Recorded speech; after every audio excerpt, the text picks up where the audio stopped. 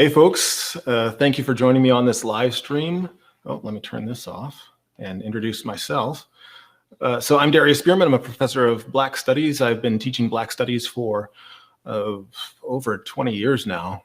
So that's been, wow. Yeah, over 20 years.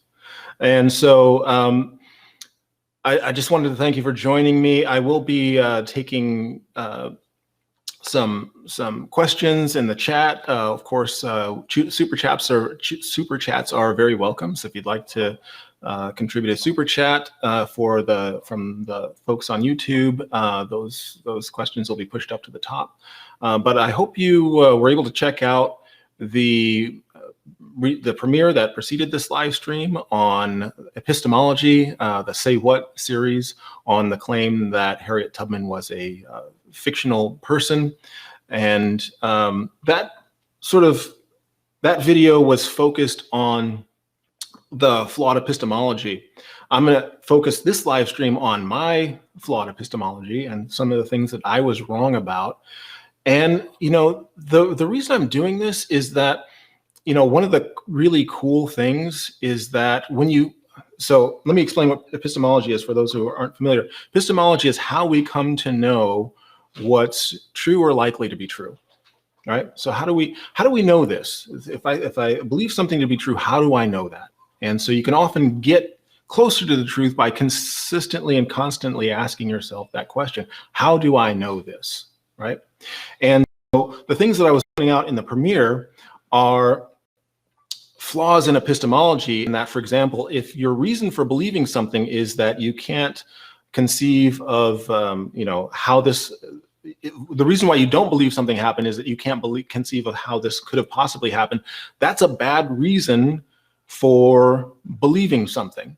And it's likely to yield results that are not likely to be true. So if you care about whether or not the things you believe are true, then you want to make sure that your epistemology is sound and avoid logical fallacies, etc. Right. So this is going to focus on some of the things that I found that I was wrong about with regard to Harriet Tubman. Some of those things are facts, quote unquote, that I believed were true, that I've repeated for years in front of a classroom, and then found out I was wrong about this. And again, it was through asking, how do I know this, that I found that I was wrong. But there's two cool things about asking that question: how do I know this? One, again, it gets you closer to the truth. When you find out that you're wrong about something, you can correct that and be closer to the truth. But the other thing that I'm going to share with you today is that once you find out that you're wrong about something, the reason, the method that you used, or the epistemology that you used to get to what you thought was the truth, oftentimes can reveal other truths. Like, why did I think this? And does that tell you something that can lead to a broader truth? And I'll explain what I mean by that in just a moment. So that's what I'm going to focus on today. These are things that Harriet Tubman myths that I used to believe, that I found were false, and what that tells you, the fact that I believe this, what that tells you about the period. So again, I want to also make sure that I give a shout out to my Patreon subscribers here, and these are folks who have supported this channel and have really helped me up the quality of the videos that I'm presenting. And this is, again, if you want to join the Patreon members, you can get access to ad-free videos. This is the reason I'm doing this. The reason why I started this channel in the first place is that I believe that the education and the classroom materials that I present in the classroom should be broadly available, should be freely available. So the same stuff that I give my students in the classroom should be available for free. But if you're able to contribute so that I can, create better quality videos, I'd really appreciate it if you did that. But if you can't, if you're not in that place, then don't, because I do believe that education should be free. So I do want to shout out and give my appreciation to the folks who have supported this channel for quite a long time and have really upped the quality, helped me up the quality of my videos. So what are some of the Harriet Tubman myths that I used to believe, right? This is one, now not all of these are myths that I had repeated in the classroom, but this is one of them. This is one of the things that I used to believe, that Harriet Tubman had a $40,000 bounty, dead or alive, on her head, right? The truth is that the only advertisement that we were able to find that we're able to find on Harriet Tubman was a reward of $100 for the return of Minty, right? That's how her slave owner knew her. Now, what does the fact that this reward, this bounty that was posted in a newspaper offering $100 for the return of Minty, tell us about that time? Again, what a lot of these myths reveal is how dangerous that period was. There's a reason that these myths circulate, and that's because Harriet Tubman and a lot of folks were not too keen on revealing too many details about themselves. So that's one of the reasons. So the fact that we got this wrong and why we got this wrong tells you something about the period. There's a reason why we got this wrong, is that they didn't want you to know this stuff. Harriet Tubman herself didn't want you to know too much about her, right? So once you find out that you're wrong, again, the reason that you're wrong oftentimes reveals something that is more broadly true about the period, right? So the fact is that her slave owner didn't know her slave, the Harriet Tubman, only knew her as Minty, and that's what she offered. That's what the slave owner's reward was for. This was in 1849 when she had escaped and had changed her name, right? Again, this is the interesting part about this is that you find similar stuff about other figures. My area of expertise happens to be in Black California. And when I was researching my book, Between the Color Lines, on Black California, I came across this guy by the name of Nate Harrison. And he's a really tricky, frustrating person to research because there's so many different, there's a group from San Diego that does the archaeological dig up at Palomar Mountain where he lives. So Nate Harrison was the first person to permanently reside on Palomar Mountain. He happened to be a Black man. And his cabin that he had up there was now the site of an archaeological dig where people, catalog and find different things about him. And we come to find out through that a lot of things we understood about him were false. And so part of it was, there was this collection of oral stories. And so for me, I'm reading through this collection of oral histories about Nate Harrison. And I think I know who this guy is because there's certain consistencies. All of a sudden, I get to a point and it's completely different. His slave owner was different. The time he got there was different. Everything about this narrative is different. So I'm left, well, what the heck? What's the deal here? What's the truth? The truth is that Nate Harrison was probably the source of some of the misinformation. This was a dangerous time. This was a time when you could be hauled into slavery as a fugitive slave, whether you were a fugitive or not, because you didn't have the ability to testify on your own behalf. So Nate was perfectly willing to let people make up stories about him. So there were stories that he was a runaway slave. There was even stories that he had murdered his slave owner and camped out there. And then there was this politically connected family that said, my grandfather used to own Nate Harrison and freed Nate Harrison, right?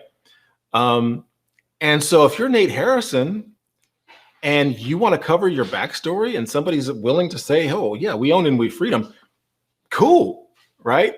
Why would you mess with that? So again, a lot of the time, these folks themselves are the source of the misinformation. I'm not saying that's necessarily true in the case of Harriet Tubman, but the fact that we get so much wrong about her is a function of how dangerous this period was and how folks tended not to want to reveal too much about themselves because the Fugitive Slave Act was the period, especially from 1850 on to the Civil War, was an extraordinarily dangerous time, even for quote unquote free blacks. Right. So again, that reveals something about the period that's interesting. This is not something that I ever believed, but I'm sure you've seen this.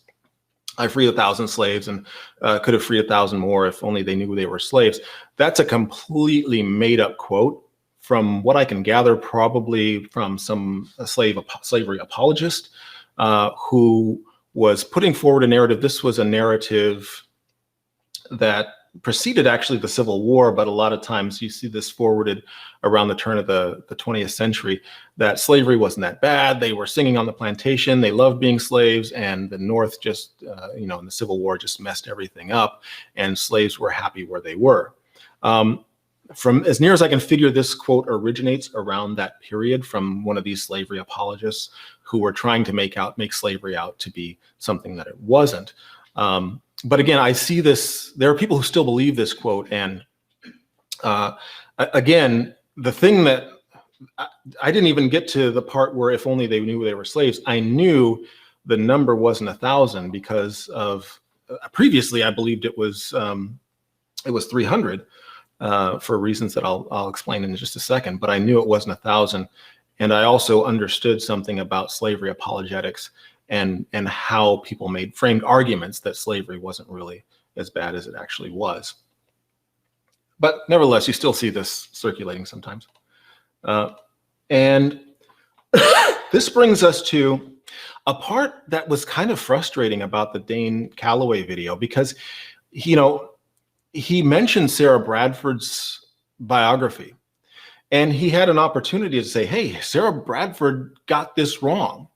And she did get something wrong. This fact, quote unquote, comes from Sarah Bradford's biography.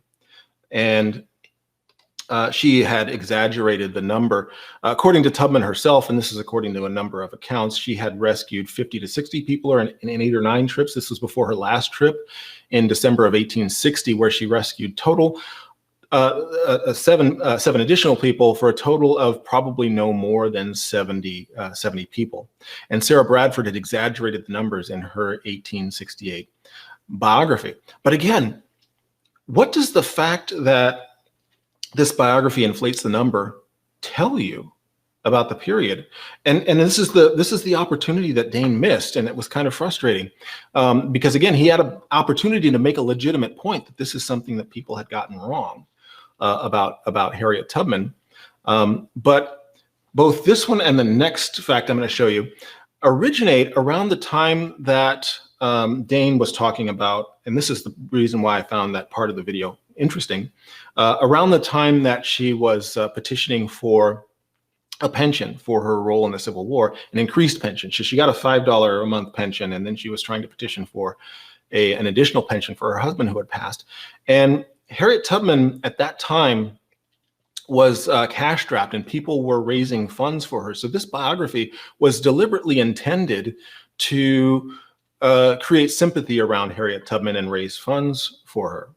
And again, the fact that we got it wrong for that reason tells you something that's gets you closer to the truth about understanding that particular period. So again, the methodology and the things that we get wrong often tell us things, right? Why did she exaggerate the number? And why is that number unreliable? And what does that tell us, right? So that's, I want to get on to our the last one here, and then I'll get into some questions if anybody has any. This one was, again, it's a myth that Dane also repeated in his, wasn't one of the things that I believe, but this is one of the things that Dane repeated in his video, that Harriet Tubman rescued people from all over the South using the Underground Railroad. And again, this is one of those things that if you understand the period, you know that that's not true, right?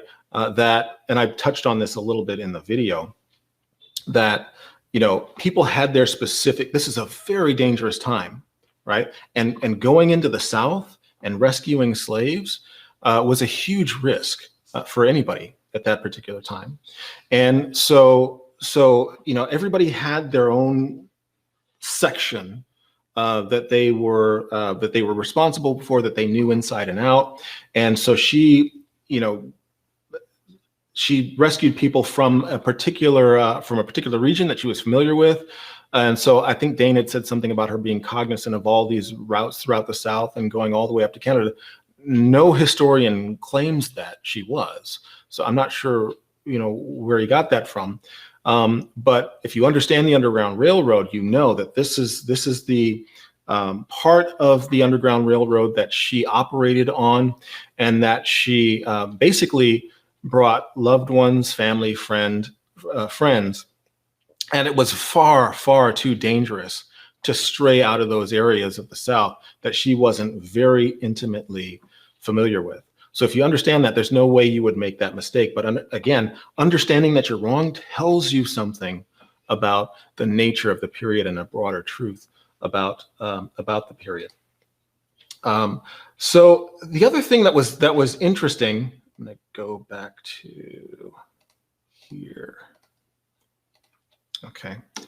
Oops. Yeah. So yeah, the other thing that was interesting that I wanted to bring up in the video, but that I didn't, was that, there was a point in the video. There's an interesting question here. I'll get to that in a second. There was a point in the video where we talked about the $20 bill, the real reason that Harriet Tubman was on the $20 bill. And so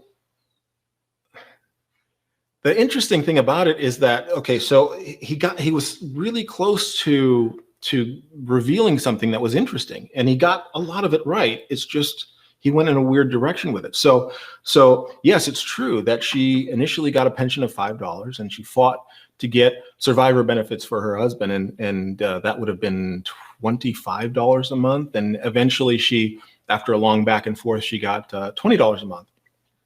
And he ends with, is this the real reason why she's on the $20 bill? Could be. And it's an interesting question, but the thing is, you can always just ask. And so my if you want to get to the truth, then the first thing you do is you reach out to the Treasury Secretary, or the Department of Treasury, or the White House press secretary, and see if you can answer. Hey, I noticed that she got 20 after this long battle. She got placed on the $20. She was chosen to be on the $20 bill. Does that have anything to do with her getting this $20 pension? And I imagine that he would have gotten one of two responses.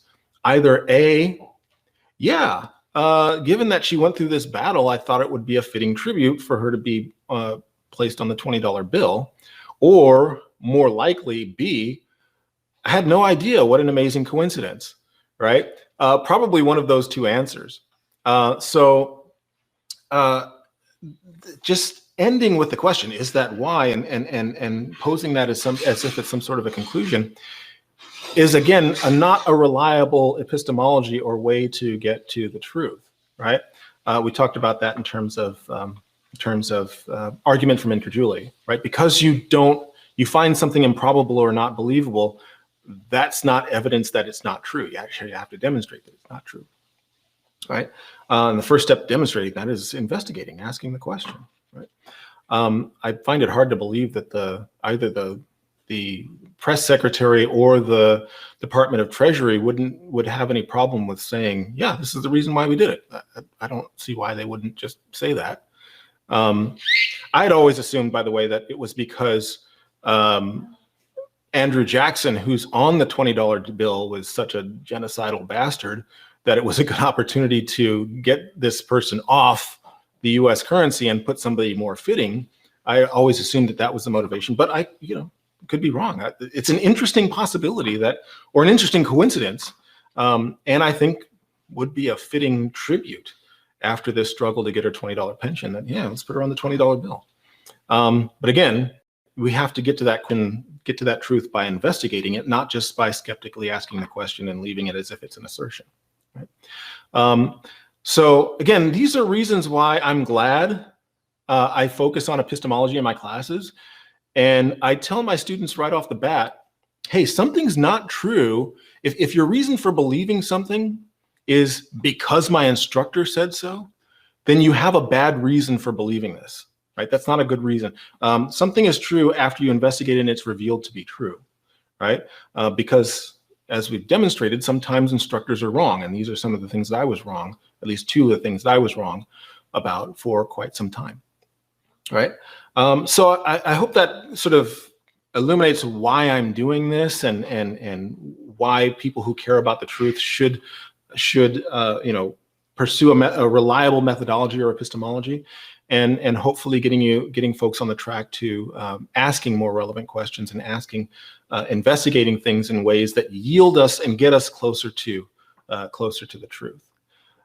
So we do have one question in the chat. How did I feel about the Harriet Tubman movie that came out 2 years ago? I actually haven't seen the movie. I don't remember what it was, but I'm one of those people, and my wife will attest to this, and she hates watching movies with me sometimes because I'm one of those people who, especially when it comes to historical films, I can't watch that without cussing out the TV. And so after reading the reviews of it, and I can't remember specifically what it was, I came to the conclusion that this was probably a film that was going to piss me off.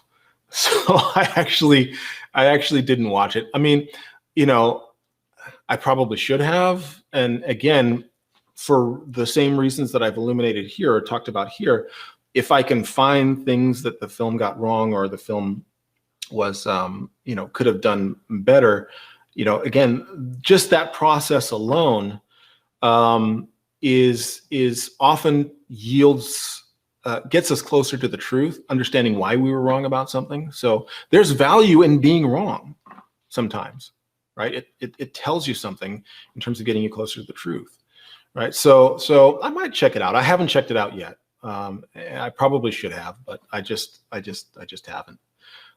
There's a question from Jimmy Jordan. I should have put this up there actually. Are you going to do any videos on the Hebrew Israelite claims? I don't know. I choose the videos so I've done 4 videos in this Say What series, and each of them sort of illuminates a different flawed epistemology. In this case, I was mostly focused on the Gish Gallop, right? You hear this a lot where people just throw a lot of claims together and it sounds overwhelming, but when you pick each of those individual bits of evidence, it doesn't really amount to anything. Right. And the fallacy there is that, well, all of this one piece of evidence isn't proof, but if you put it all together, that's proof of something. And that's a logical fallacy. And that's why I showed the Jeff Goldblum clip, because if you put together a bunch of stuff that aren't proof of anything, what you get is crap when you pile it together. You don't get a bunch of stuff that doesn't prove something, doesn't add up to something that proves something. Right. So that was the focus this time. If I can find a clip that will allow me to sort of focus on a different type of flawed epistemology, whether that's a Hebrew Israelite claim, and I think there are some there that will particularly arguments from tradition or arguments from religion, is a type of fallacy that I might use the Hebrew Israelite claims to sort of talk about, and why that's not a good pathway to understanding what's true or likely to be true. But I'd have to find. Again, drop suggestions in the chat if you have something that you would like to sort of see examined or looked at in terms of what are the flaws. I mean, again, a lot of times we know this doesn't sound right. But sometimes it's helpful to understand why, right? Not only in understanding why this isn't a reliable pathway to the truth, but also in avoiding ourselves falling victims to some of those logical fallacies, so that we can both understand what's wrong with this argument and also avoid making bad arguments ourselves. And that's what the goal here is. So if I can find a video that would help me do that, then yeah, maybe I'll do it. I'm not targeting people necessarily. I'm more targeting, this is an interesting way to illuminate something that folks might find helpful in avoiding making bad conclusions. Right? But I wanted to end before 7, unless there's other questions, because there's another event that's going on that I didn't want to interfere with. I really appreciate you joining. Let's see, what do you think? It's another question here. What do you think is the benefit of making up or embellishing important Black figures such as a Harriet Tubman? Well, in the case of, again, I think what we revealed. Thank you for that question. Thank you all for the questions. I think what we revealed in the Sarah Bradford narrative, and also the $40,000 bounty, is that these narratives came about when Harriet Tubman, at a time when Harriet Tubman herself was practically broke, and people were raising funds for her. And I think it's interesting when you get down to that. The reason why that again, this is where sometimes the reason you're wrong will reveal something that is a broader truth that'll help you understand better. The reason they did that, and the reason we're wrong in looking at that, reveals that, hey, what's going on with Harriet Tubman at this time, and why is she broke, and why is she fundraising? Why is she having to fundraise? So that was the motivation for embellishing certain aspects of her life. But again, the fact that they did that does tell you something. Now, again, if you value truth, there isn't really a benefit to making up or embellishing important Black figures like Harriet Tubman. I happen to think that I was having this conversation earlier, that so oftentimes the truth is so much more interesting than any fiction that we can make up. And I think that's definitely true of Harriet Tubman. I mean, she was an amazing, amazing woman. There's no need to embellish her life. I mean, if you just look at the things that she did, from her work in the Civil War to her work in women's rights and women's voting rights, which she worked on until the day she died. I mean, there's no reason to embellish on that.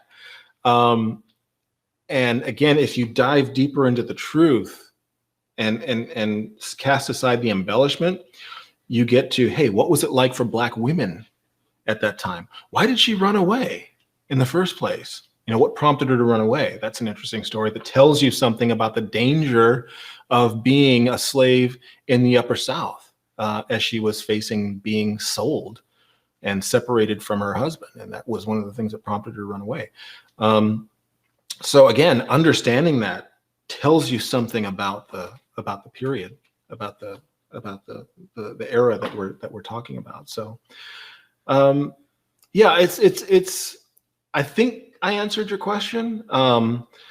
Again, as somebody who wants to believe true things as much as possible, and investigate and come and understand what's true or likely to be true, I don't think there is a benefit in making up or embellishing. In fact, I think that oftentimes we end up robbing ourselves of much richer stories, right? And I think that's unfortunately one of the things that Dane did.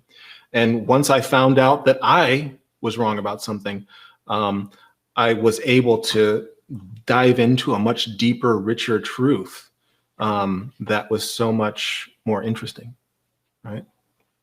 I hope that answered your question. But so I thank you so much for all the folks who joined us on this live stream. I'm hoping to live stream more regularly, at least bi-weekly. It's challenging because I do teach full time, and so I've got a lot of papers to grade. But I do appreciate you bearing with me, and do subscribe for more updates and videos that I'll be releasing in the future. Check out our Patreon page. We've got a lot of materials there for subscribers. You can check out the free stuff. I'm totally cool with that. But you can also have access to ad-free videos. You can have access to PowerPoints, course shells, etc. That are available to Patreon subscribers as well. So if you're into that and would like to, I'd really appreciate the support. But Till next time, thank you so much for joining me, and I'll see you in the comments.